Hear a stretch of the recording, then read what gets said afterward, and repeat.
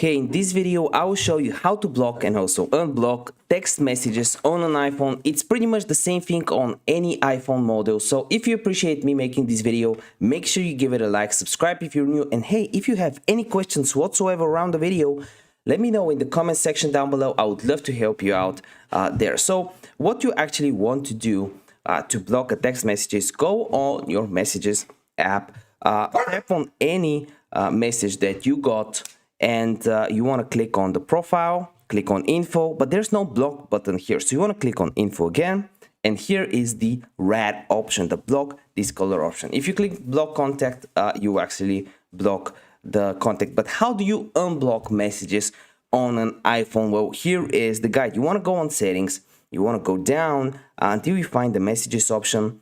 You want to go down again, and here you have the blocked contact list. I won't show you this because it contains a lot of numbers, but you just click there, select the contact, and unblock him. If this video helped you out, you know what to do. Give me a like, and I want to see you in the next one. Bye.